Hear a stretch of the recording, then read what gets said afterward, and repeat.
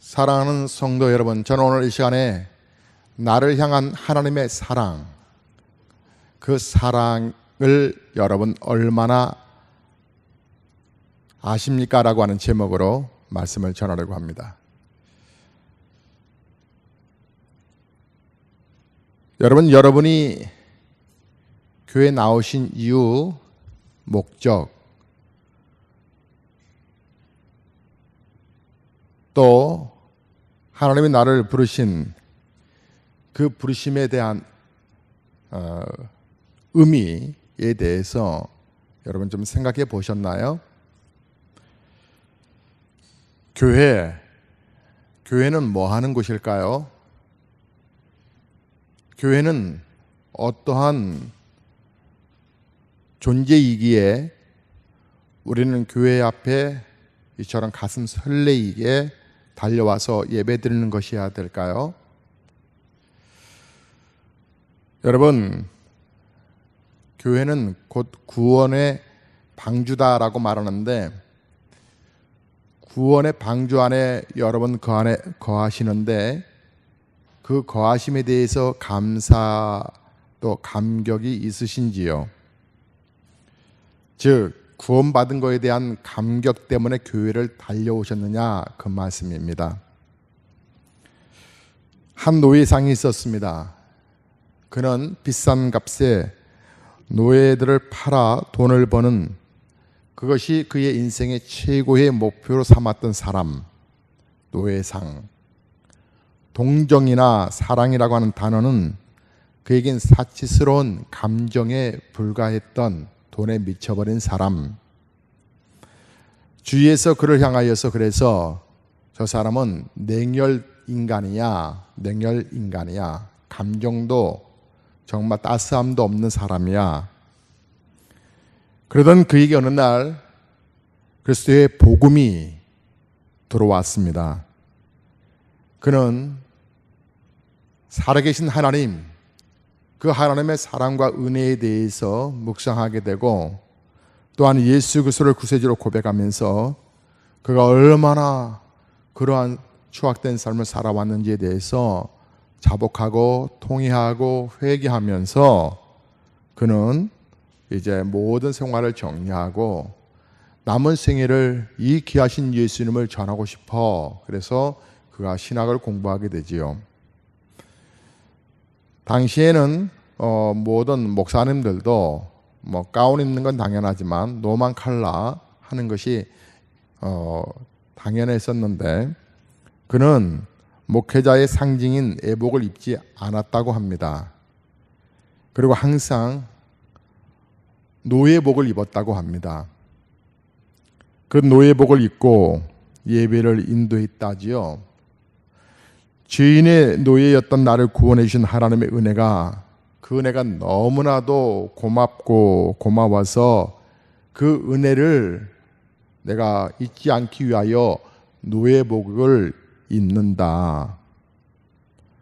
이렇게 평생 목회하다가 천국에 간 사람이 있습니다. 그 사람을 우리는 뉴턴이라고 말합니다.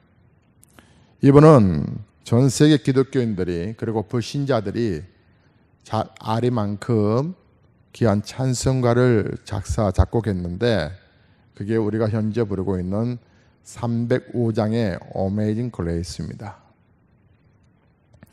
나 같은 죄인 살리신이라고 하는 그 찬송, 나를 죄에서 구원해 주신 그 하나님의 그 사랑, 거기에 대해서 구원받을 자격이 없는 자가 구원받는 것에 대해 감격하고 죄에서 구원받은 것에 대해서 감사하는 그 은혜 말입니다. 사랑하는 성도 여러분, 어거스틴의 참회록을 보면 하나님이여 말하는 것, 생각하는 것, 행동하는 것, 그 어느 것 하나 죄 아닌 것이 있었습니까? 죄 아닌 것이 있었습니까? 그래요. 그런 거로 오늘의 나는 이것은 이대로가 은혜라고 여겨집니다. 오직 은혜, 내가 행동했던 거, 생각했던 거 그 하나가 죄의 영역이 아닐 수 없었다라고 하는 것이었지요. 그래서 율법의 심판 앞에서 자기를 비판해 보면 나는 점점 더 작아지고 없어지고 맙니다.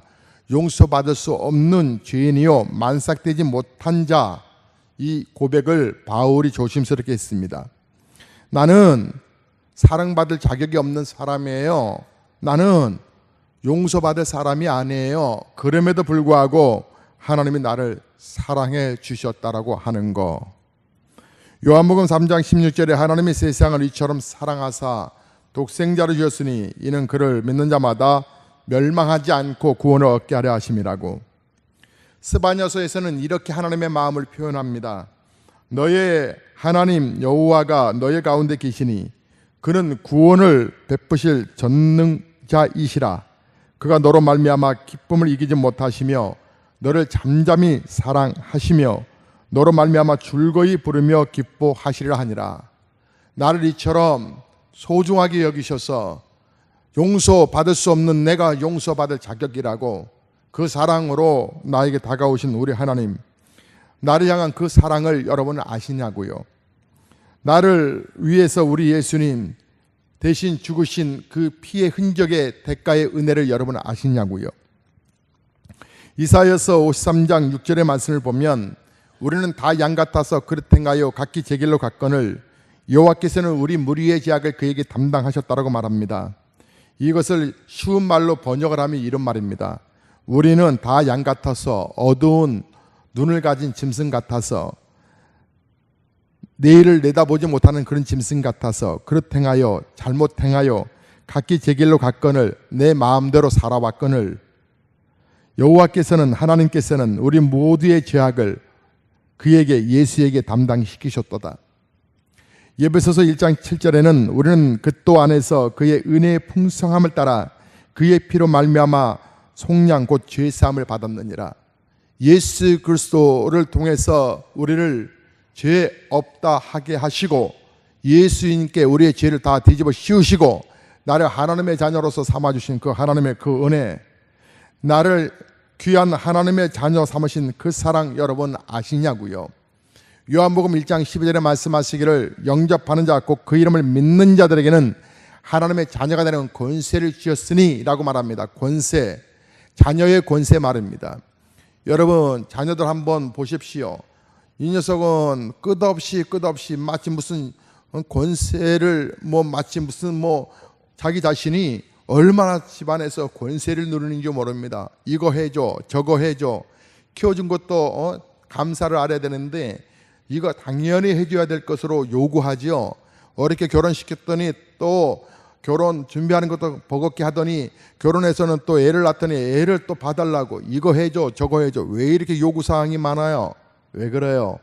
자녀라고 하는 특권을 누리고 있는 거죠. 자녀 뭐 한 게 있나요? 없어요. 그런데 당연히 자녀라고 하는 그 권세를 누리고 있단 말이에요. 그런데 자녀들 가운데서 철이 든 자녀들이 있습니다. 철이 들었다는 것을 어디에 기준을 세워요? 엄마 아빠 마음을 알아준다는 거죠. 엄마 아빠의 마음을 알아줄 때 또 엄마 아빠의 마음에 기쁨을 줄 때 우리는 그 자녀가 철이 들었다라고 말합니다. 여러분은 하나님의 귀한 은혜, 하나님의 자녀인데 얼만큼 철이 든 신앙으로 올라서셨는지요. 바울은 이렇게 말합니다. 나는 정말 하나님의 은혜로 하나님의 자녀가 되었다라고요. 그래서 그는 갈라디아서 6장 14절에 나는 십자가 외에 그 어떤 것도 자랑하지 않겠다라고 말합니다. 성경을 보다가 제가 정말 감동받은 말씀이 새롭게 눈으로 다가왔습니다. 여러분 좀 성경을 찾아보실까요? 누가복음 7장을 한번 열어보시기 바랍니다. 44절 다 함께 읽어보겠습니다. 그 여자를 돌아보시며 시몬에게 이르시되 이 여자를 보느냐? 내가 내 집에 들어올 때 너는 내게 발을 씻을 물도 주지 아니하였을 때 이 여자는 눈물로 내 발을 적시고 그 머리털로 닦았으며 이런 내용입니다. 어느 바리새인 하나가 예수님을 자기 집으로 식사 초대를 했지요. 예수님이 그 초대에 응하여 그 집에 가셨는데 예수님을 청한 그 바리새인도 참 신기하고 그 초청에 응하신 예수님도 신기합니다. 바리새인들의 교만과 위선에 대해서 우리 예수님께서 독사의 자식들아 이렇게 극단적인 용어까지 쓰시면서 책망하셨던 예수님이셨지만, 죄와 사람을 구별하여 죄는 책망하지만 사람은 언제나 보호하시고 귀히 여기시는 예수님의 마음이었던 것이지요. 근데 성경을 보면 오늘 그 말씀들을 쭉 보면 이 바리새인은 예수님을 초청하긴 했지만 애를 갖춘 초청은 아니었던 것 같습니다. 예수님이 오셨을 때 그들은 유대 관습에 의하면 자기 집으로 오신 손님에 대해서는 물로 물을 떠다가 발을 씻을 수 있도록 애를 갖췄었는데 그런 모습이 없었던 것 같습니다. 그러니까 이 사람은 예수님을 초청하긴 했지만 그의 마음에 그렇게 달갑게 예수님을 초청했던 건 아닌 것 같습니다.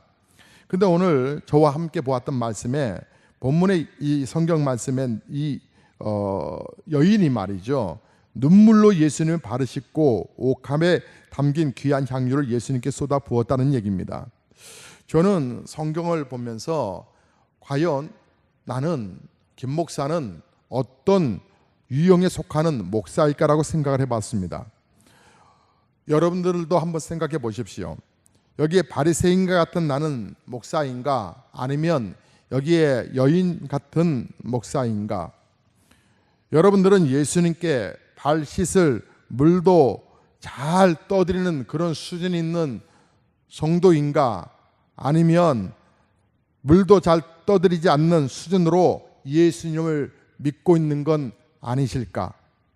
아니면 이 본문에 여기 성경에 이 여인이 눈물로 예수님의 발을 씻었다라고 말하는데, 예수님의 발을 씻고 귀한 옥합의 향유를 예수님께 붓는 수준으로 여러분은 예수님을 섬기며 여러분 예수님을 믿으시는 분이신지 점검해 보시기 바랍니다. 예수님께 향유를 쏟아부은 이 여인은 동네에 죄를 지은 여인이었다라고 하는 것을 37절에서 볼 수 있습니다. 그 뜻은 아마 온 동네 사람들이 이 여자가 지은 죄를 다 알고 있을 만큼 큰 죄인이라고 하는 것이지요.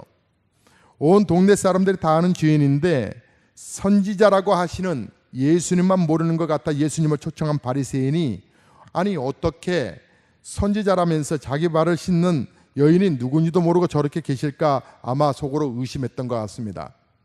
그런데 예수님은 그 자리에 참석한 모든 사람이 읽지 못했던 그 바리새인의 속마음을 보시고 이렇게 말씀하시죠.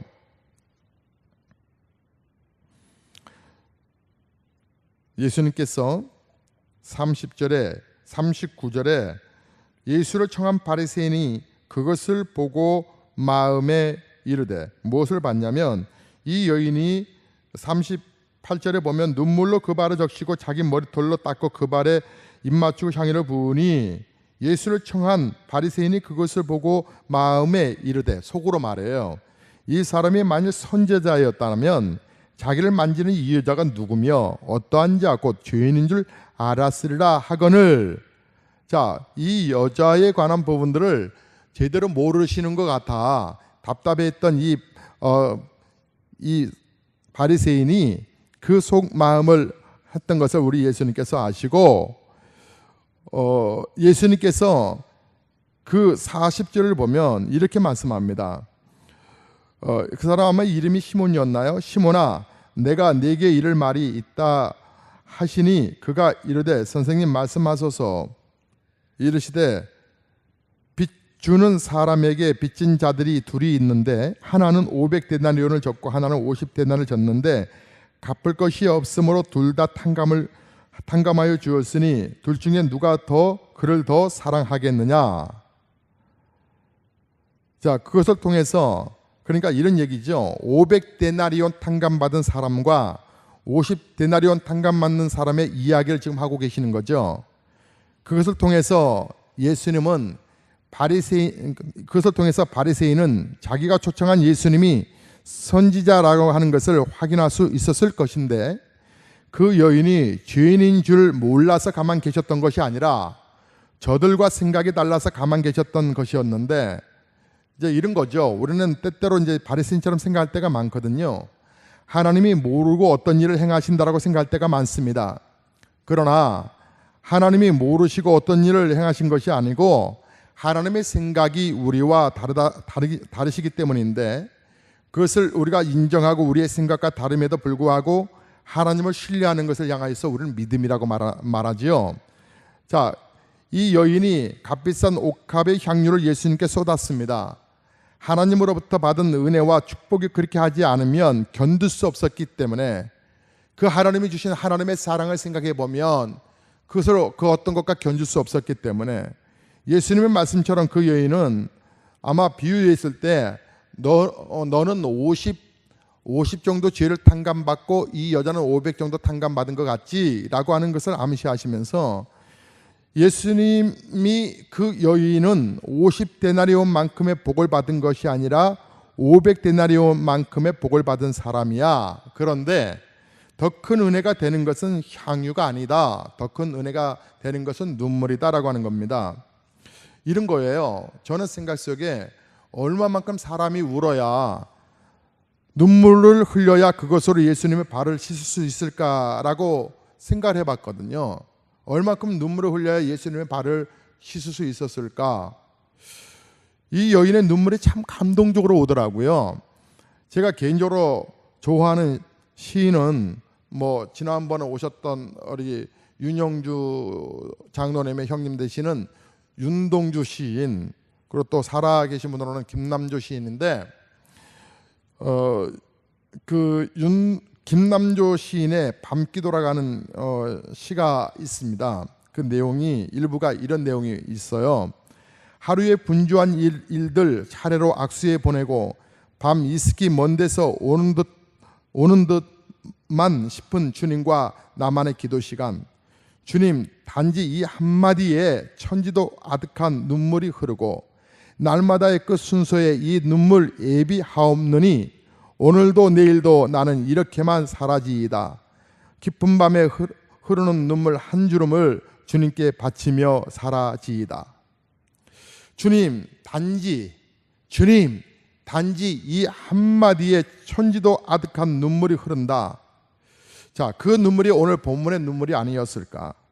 천지도 아득한 눈물, 무슨 은혜가 그리 많아 천지가 가득했을까? 예수님의 발을 씻은 여인의 눈물, 무슨 은혜가 그렇게 많아 눈물로 발을 씻을 수 있었던 사람이었을까? 저는 주님의 발을 씻을 물도 드리지 못했는데 왜 어떤 사람들은 예수님 그 발을 적실 눈물을 흘리며 살아가는 것일까? 여인의 은혜는 무엇이었을까? 그 여인에게 다가온 하나님의 사랑은 어느 정도였었을까? 예수님의 말씀 중에 탕감이라고 하는 단어가 이렇게 나와 있습니다. 42절에 보면 갚을 것이 없으므로 둘 다 탕감하여 주었거늘. 탕감, 그것은 온 동네가 다 알 만큼의 죄를 탕감, 즉 용서받은 은혜 중에 최고의 은혜가 죄사함의 은혜가 아니었겠습니까? 다윗은 그 은혜를 시편 32편 1절에서 표현하기를 허물의 사함을 받고 자신의 죄가 가려진 자가 복이 있다라고 말을 했거든요. 그래서 바울은 나의 나된 것은 하나님의 은혜였고, 그래서 십자가 외에는 자랑하지 않겠다라고 고백했던 바울의 그 은혜. 여러분, 여기에 우리 예수님이 나를 위하여 찔림을 당하시고 허물 때문에 또 그 예수가 상했던 것은 나의 죄 때문이라고, 그래서 그가 징계를 받음으로 우리가 평화를 누리고 그가 채찍에 맞음으로 우리가 나음을 입었었다라고 말씀하시는데, 예수님은 바리새인에게 500데나리온 탕감받은 사람과 50데나리온을 탕감받는 사람에 대하여 비유로 말씀하시기를, 그렇다면 바리새인은 50데나리온 탕감받는 사람이고 이 여자는 온 동네가 아는 죄를 알고 있는 사람이니까 500데나리온 탕감받는 사람이라고 하신 의미였을까? 그것을 강조하기 위해서 500과 50을 비유하셨을까? 다시 말씀드리면 바리새인은 50만큼밖에 죄를 짓지 않은 사람이고 이 여자는 500데나리온만큼의 이 죄를 지은 사람이라고 말씀하는 것일까? 성경을 깊이 여러 번 묵상해 보면 그런 게 아닙니다. 바리새인도 500만큼의 죄를 지은 사람이고 여인도 500만큼의 죄를 지은 사람 똑같지요. 바리새인도 500만큼의 죄를 단감받는 사람이고 여인도 500만큼의 죄를 단감받는 사람이었습니다. 하나님 앞에서는 바리새인이 여인보다 더 의로울 수는 없지요. 우리는 모두 다 하나님 앞에서 죄인입니다. 그런데 바리새인은 예수님에게 발 씻을 물도 드리지 않았는데 이 여인은 쏟아지는 눈물로 예수님의 발을 어떻게 그렇게 씻을 수 있었을까? 똑같이 단감받는 부분인데 한 사람은 물도 갖다 드리지 않았고 한 사람은 자기의 눈물로 예수님의 발을 씻었다는 얘기거든요.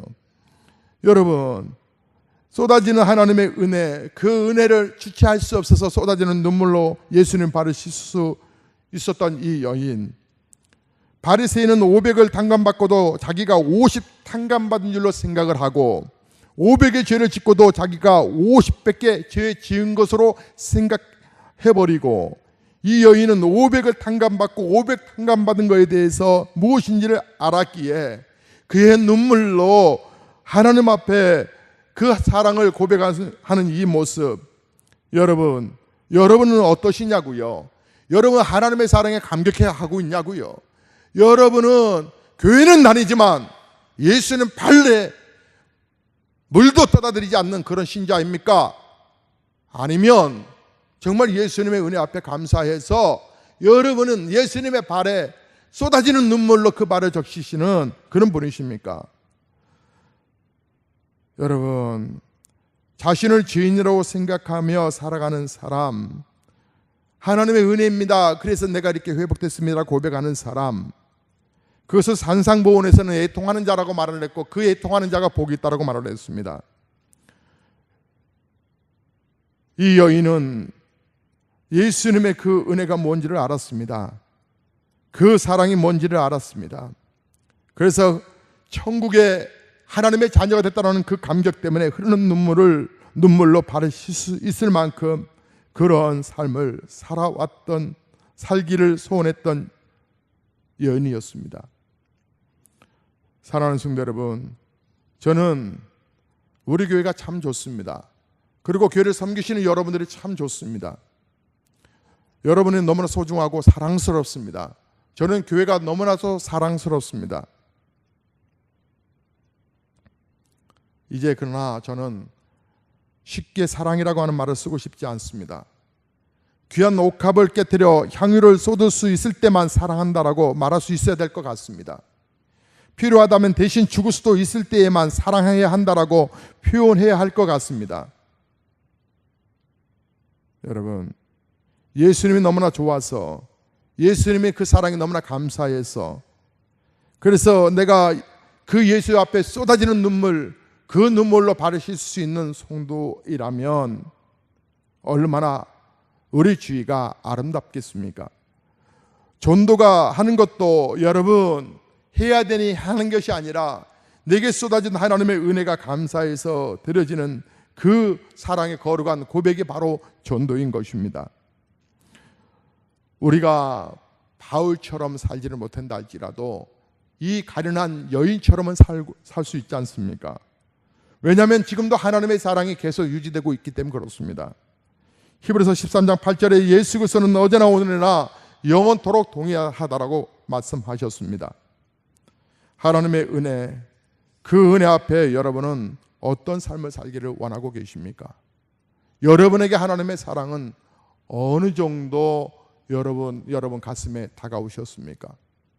전도 하나님의 사랑에 미친 자만이 할 수 있습니다. 우리 찬송하겠습니다.